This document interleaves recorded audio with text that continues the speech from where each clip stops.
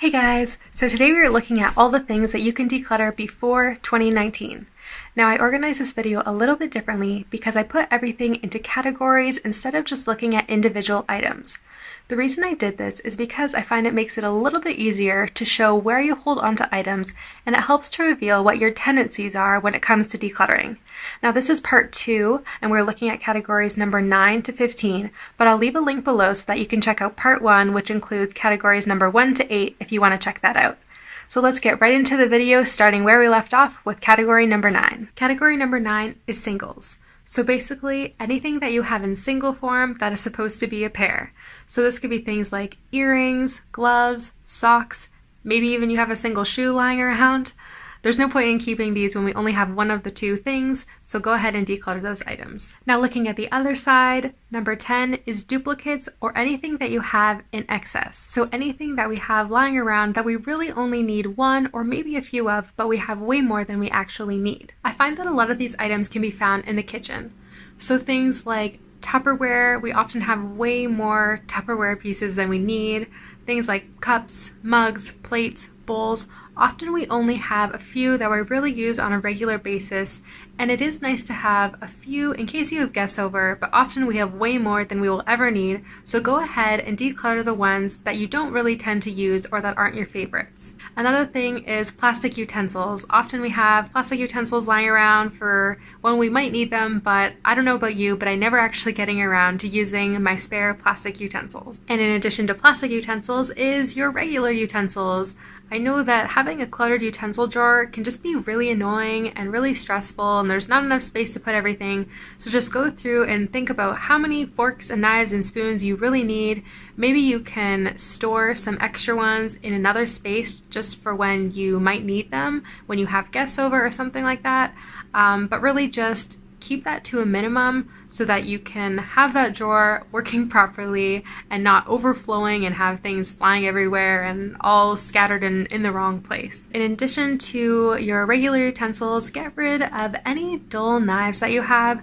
Usually we just have one or two knives that we use that are kind of our favorite knives, that they cut the best, and then the rest of them are just kind of in the way and we don't really like using them because they suck at cutting.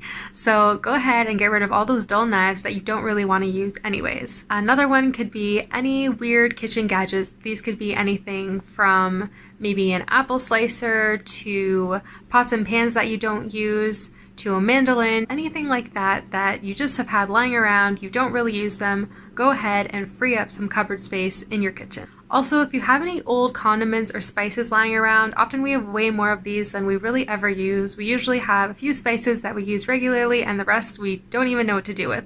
So if you haven't used them for a really long time, just go ahead and get rid of them. Some other items you might have in excess are pens, pencils, and any of those stationery type items that you might have in your junk drawer. Go through and see what you actually use and what still works, and then declutter the rest. Another one is any makeup items. Often we have a big bin of makeup, and the reality is we only use a few of those items regularly and maybe the occasional lipstick or something else for special occasions. So keep a few of those things, but on the whole, if you're not using it on an everyday basis, go ahead and get rid of those items so that you can more easily find the ones that you actually use regularly. Also, these could be things like hairbrushes. I know sometimes there's extra hairbrushes or way too many combs lying around, or even things like hair ties or bobby pins. These things can easily clutter up your space. Think about how many hair ties you really need. Keep them in a set space, and also do the same with your bobby pins. Other things that you might have in excess are, of course, clothing, maybe things like shoes or purses. Go through all these items, see what you're really using, and anything that you have more than you need, go ahead and declutter those items. Maybe consider even donating them or giving them away to someone who could actually use them and would find value in them. Some other things that we tend to keep duplicates of are cell phones and laptops. I know that sometimes when we get a new one, we tend to keep our old one for some reason. I'm not really sure why. Maybe it's just because it's hard to let it go. But if you have these items in duplicate form, consider getting rid of the old one, as I'm sure you're probably not using it anyways and it's just stored in a drawer somewhere taking up space. Another thing you may have lying around that you have more than you need of is any electronic items, things like cords, different adapters. Often we have a big bin of them lying around and we really only ever use one or two, or we don't even know what they are or what they go to.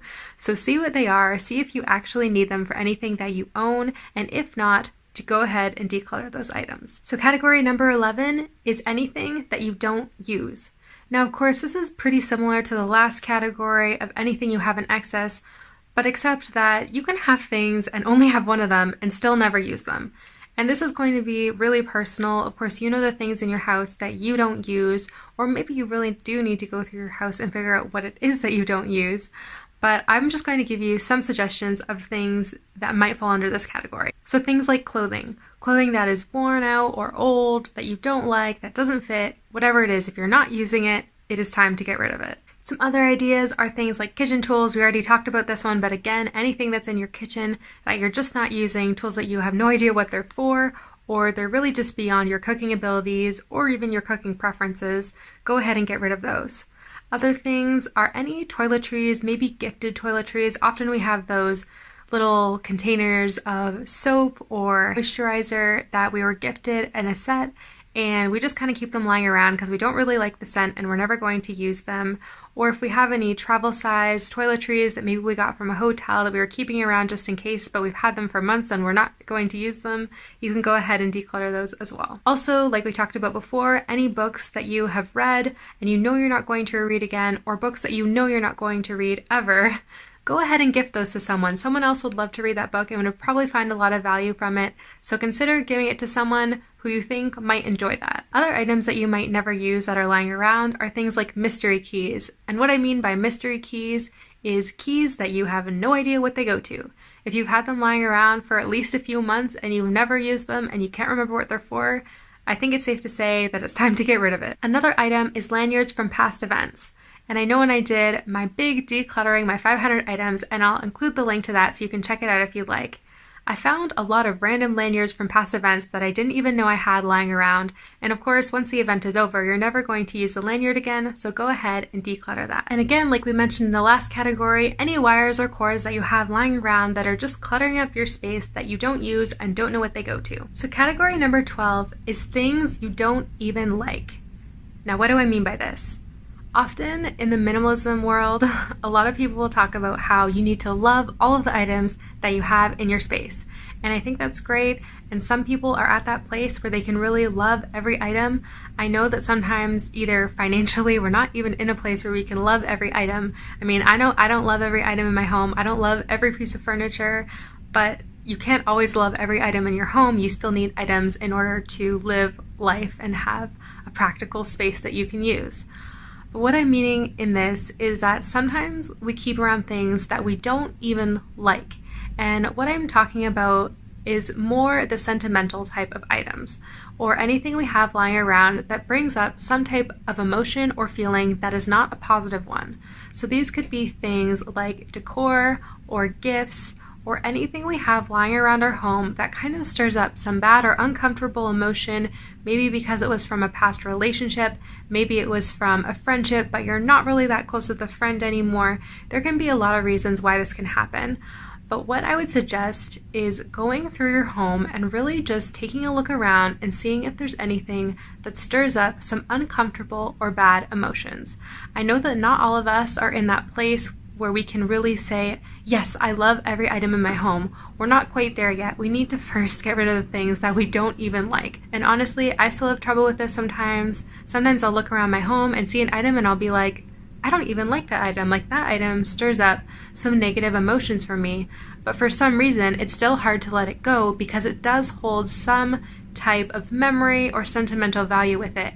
And I think sometimes these items can really just come with the mixed emotions. Maybe there's some positive emotions and some negative emotions. So what I would suggest in that situation is maybe take those items, put them in a box, put them away for a while if you're not totally sure you want to get rid of them, bring them back out in a few months and see what you feel when you look at them.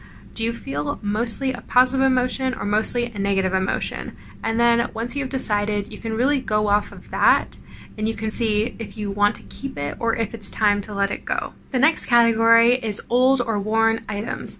This could be clothing items that have holes or are stained or just really getting pilly or bally and they don't really look that nice anymore. Consider getting rid of those items and just kind of refreshing your wardrobe for 2019. This doesn't mean you have to go out and buy a whole bunch of new things. It just means getting rid of those few items that are really starting to look tattered and worn. This could also be for things like hand towels, face cloths, anything that has a tendency to get worn out pretty fast. Go through and get rid of the ones that are starting to look kind of grimy and tattered. This could also be things like old blankets, old sheets, maybe even an old lunch bag that you've had for a while, things like stretched out elastics, and things like worn out shoes and old makeup and brushes. So similar to older worn items, the next category is anything with missing pieces or things that are broken. So this could be things like clothes that are missing buttons, puzzles that are missing pieces, broken electronics, broken hangers. Unless the item is really expensive and you're actually going to go and get it fixed, it is likely that it's just going to stay broken and you're not going to use it, you're not going to wear it, you're probably not going to do that puzzle again if you know there's a missing piece. So go ahead and start 2019 by getting rid of all the things that have missing pieces or that are broken. And finally, the last category is anything that you have been meaning to get rid of. Sometimes we have a pile of items or we have a box somewhere, or maybe we just have it in our heads of all the things that we want to get rid of, but we just have not actually taken the time to go and get rid of the item, actually get it out of the house and get it somewhere else, whether that means selling it, throwing it in the garbage, or giving it away.